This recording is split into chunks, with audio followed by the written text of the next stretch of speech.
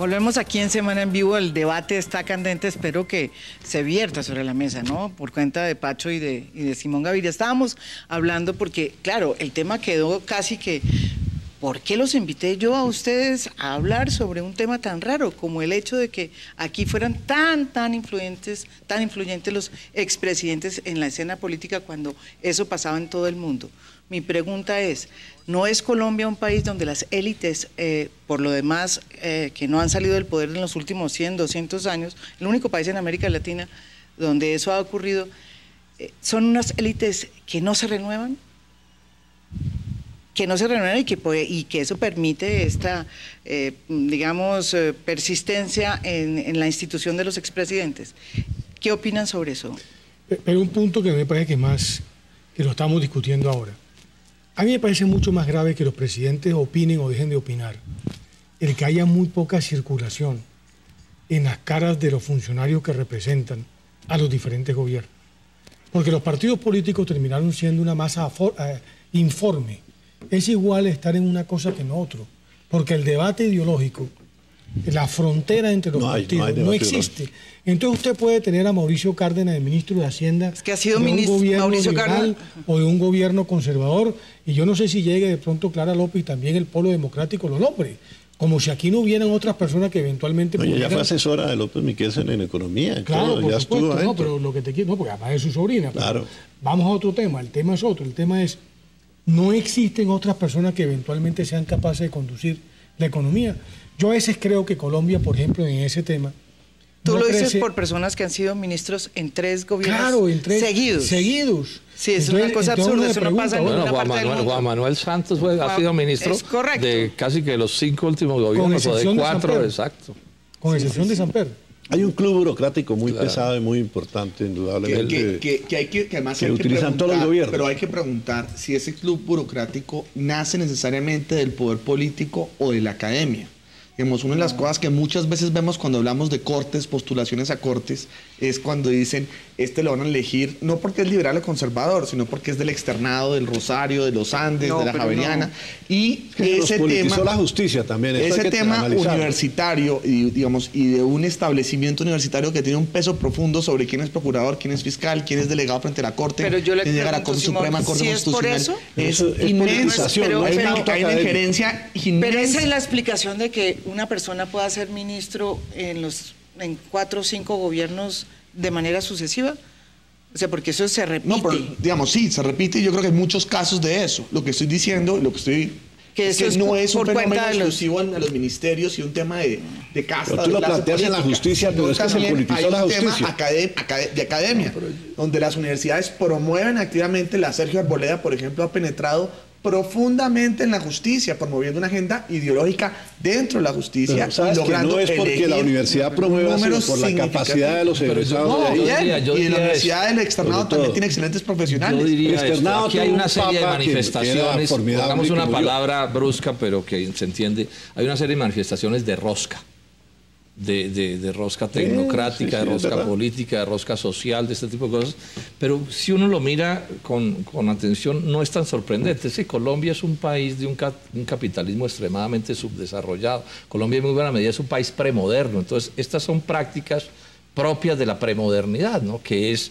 Antes era la sangre azul o el varonazgo, lo que fuera, y eso es un poco lo que aquí institución de la colonia termina funcionando. O sea, sí, pues digamos que está permeado de eso. La cosa plutocrática, la cosa de la idea de la rosca, porque definitivamente cuando el capitalismo se desarrolla, la movilidad social es mayor y la gente asciende o se mueve más por méritos distintos a su sangre o a sus compañeros de colegio o ese tipo de cosas. Colombia es un país realmente muy moderno, muy capaz. Yo le doy una interpretación. Juan Camilo, nadie lo duda, pero yo le doy una interpretación que me parece que es importante. Mire, aquí no hay una economía de mercado. Aquí lo que hay es una captura del Estado. Y eso habilita a que determinados actores brillantes, bien formados, etcétera, etcétera, puedan hacer la ficha de determinados sectores que eventualmente necesitan tener a su gente manejando ciertas porciones de poder político, especialmente en las áreas económicas. Y por eso uno ve muchas veces que aquí la economía se maneja de una manera muy ortodoxa, pero aquí no hay realmente posiciones audaces como lo está haciendo Perú, que crece al 10 o al 12%. Aquí la economía crece ahí al límite de sus posibilidades. Aquí los cafeteros no pueden bajar o subir el dólar según la conveniencia de ellos. Pero también aquí salía el presidente a Fibro, a ministro, y inmediatamente se van los precios de las drogas. Es decir, aquí todavía estamos muy empañados. También refleja una crisis de la actividad política. Es decir, que los expresidentes tengan ese poder, que los funcionarios tengan apellidos, tal ministro pastranista, tal ministro gavirista, tal ministro viene de la época de Uribe. Pero ya se confunde uno. Pero se confunde. A mí, yo les pregunto, yo me confundo ya. Pero yo ya no sé de dónde viene Roy Barreras. Existe una diferencia entre una política fue ministro que primero de César Gaviria. Espérate. Aquí se partió esa circulación. Entonces tenemos una política que en las regiones, hecha por alcaldes, concejales, diputados, representantes a la Cámara y algunos senadores que circulan. Muchos de ellos con clanes familiares que vienen desde los años 70, cuando se rompió el control político en Bogotá y comenzaron a ganar los políticos regionales ese poder. Pero eso está partido en el Congreso y así funciona el Congreso. Pero tenemos que el Ejecutivo ese sí ha sido capturado. Ese es un punto clave. Por los expresidentes, y es ahí donde está su manifestación de poder. La tecnocracia que se ha creado ha generado una situación tal que la mitad del gabinete del hoy presidente Santos proviene de otros gobiernos, y eso cierra las posibilidades de ascenso, los debates ideológicos o las distintas corrientes de lo que los partidos políticos están hechos, que compiten en el ámbito político para lograr conseguir preponderancia. Esas discusiones no se dan en los partidos. Y aquí, pues, el representante Gaviria es presidente de un partido y se pueden poco a poco ir a dar unas discusiones en unas convenciones, pero no refleja el dinamismo ideológico que deberían tener partidos como los colombianos. Entonces terminamos en esas masas amorfas de las que hablaba José Félix Laforí. Acá tenemos que aterrizar los temas a la realidad, ¿sí? Y digamos que, ¿qué es lo que mueve la agenda en Colombia? Los hechos en Colombia, ¿sí? Digamos, digamos, a mí me gustaría hacer la distinción en qué es la política del siglo XXI y la política del siglo XX. La política del siglo XX es eso, la política de filosofía, la política donde no existían los medios de comunicación y el ciclo de noticias no era 24 horas. En esa política, los expresidentes tienen prosa extensas, inclusive tienen la mejor prosa que existe en Colombia en el siglo XX.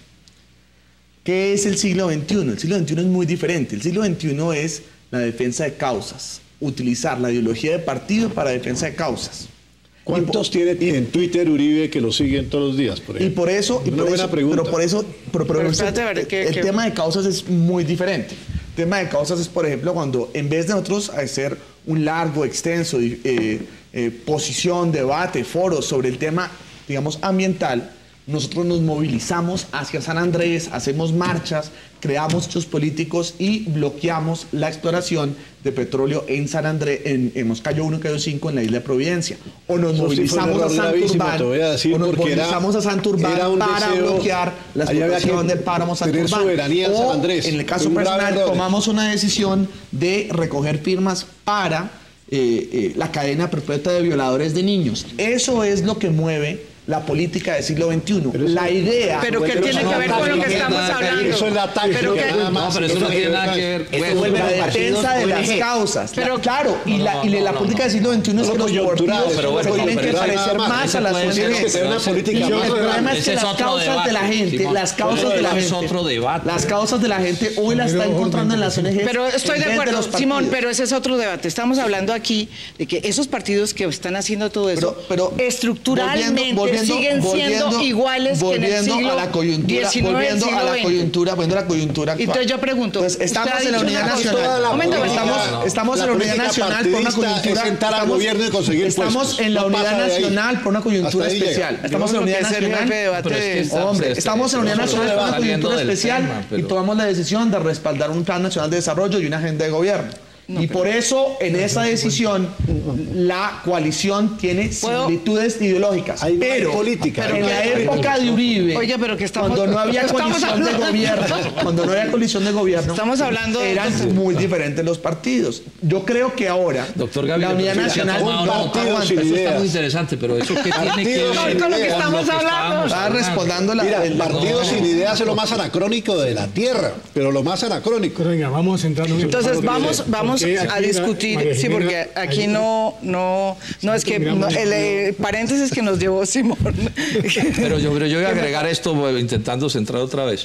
Por lo que estoy oyendo aquí, hay un hecho que parece ser, entonces hay el club de los expresidentes. Exacto. Pero también en la justicia empieza a moverse como clubes, inclusive de pronto el externado, el de la Javeriana, la tecnocracia la hemos identificado también como una especie de club, está el club de los no sé qué, que es un poco lo que yo decía antes, es una cosa como de premoderna. Pero seguramente la cosa regional también en el Congreso también, entonces la familia de fulano es senador y el otro representante de la Cámara, el otro no sé qué, hay concejal y todo. Y la familia de las dinastías. Todo eso poderoso que ese que nadie mencionaba. Yo estuve en Buga dando una conferencia el otro día sobre historia. Cuando terminó la conferencia, les pregunté a unas señoras que había ahí, miren, ¿y cómo está la política acá? Me dijeron, no, aquí hay un señor que es el que sabe, me llamaron a un señor como de 80 años, como le daba mucho gusto. Le dije, ¿cómo está aquí la política? Bueno, aquí está divinamente. Le dije, ¿cómo? Aquí no hay sino un partido político. Y yo dije, ¿cómo soy de estúpido no enterarme que en Buga no hay sino un partido político? Presupuesto. Y me dijo, es que aquí hay el del alcalde, el personero y tres concejales que se reparten todo el presupuesto y eso se repite en el país. Claro, ese es el partido que hay. Pero yo les quiero hacer unas preguntas a todos ustedes que estábamos discutiendo antes de entrar en escena. Pero uno por uno. Pero uno por uno, sí. Uno por uno. Estás muy ordenado tú. Sí, uno por Está uno. muy ordenado. Soy ingeniero. ¿Sos ingeniero? Soy ingeniero. No sabíamos que esa parte fuera así. ¿Usted sabía? No. Ingeniero, ingenio, en italiano. Es que no se conocen, los presento. no se presentan. No, la pregunta es, estamos diciendo que en este país había una gran renovación política. Yo considero que no hay la renovación política que debe haber en un país con una democracia que supuestamente da esas posibilidades. Hay muchos jóvenes pero esa es una pregunta que vamos a contestar cada uno, comenzando aquí, doctor Laforí. ¿Cuál es la pregunta? La pregunta es, ¿hay renovación o no hay renovación? Simón dice que sí hay renovación. No hay renovación. En Colombia no ha habido renovación. La prueba es que todos pertenecemos mal que bien a algún sector político que durante los últimos 100 o 120 años está incrustado en la política. Aquí hace falta mucho más renovación. Yo estoy de acuerdo con lo que decía Pacho. Aquí hace falta que ese debate ideológico habilite precisamente esa circulación que toda sociedad necesita para tener mejores élites. Pero como no hay debate ideológico, la cosa se queda en el partido único del presupuesto. Yo coloco aquí, yo coloco allí. El día que en Colombia el debate ideológico, los partidos vuelven otra vez a linderarse y haya líderes que sean capaces de generar... audaces, como dices tú. No, líderes que sean capaces de generar ideas que habiliten escenarios políticos. Yo sí tengo la plena certeza que ahí empieza a darse los escenarios y los espacios para que la gente... ¿Cuántos políticos en Colombia saben de política petrolera en un país que se volvió petrolero? ¿Cuántos saben de minería? ¿Cuántos saben lo que está pasando? ¿Cuántos saben cuántos empleados en la mina de Santurbán hay? En Colombia menospreciamos lo afortunados que somos. Y nuevamente repito, si el presidente Santos tomara la decisión mañana de no aspirar a la presidencia, en Colombia hay por lo menos 10 personas listas para ser presidente y hacer buenas presidencias.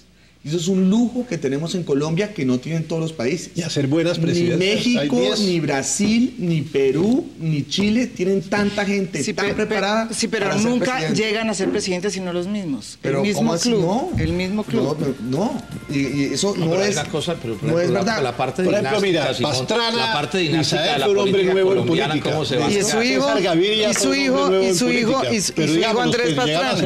Pero lo que dice también los hijos de mucho político fracasan.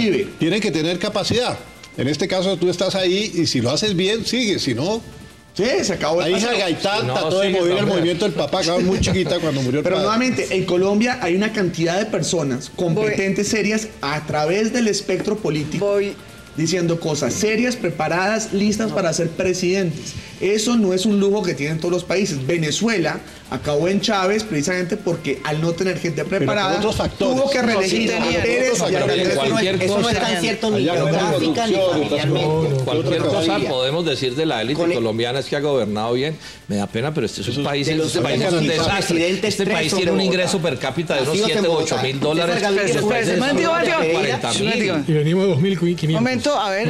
Colombia para la riqueza que tiene la manejado. Bueno, no, nos vamos a, ya venimos otra vez aquí. Después de esta pausa, estamos aquí en Semana en Vivo. No se vayan, sigue la polémica.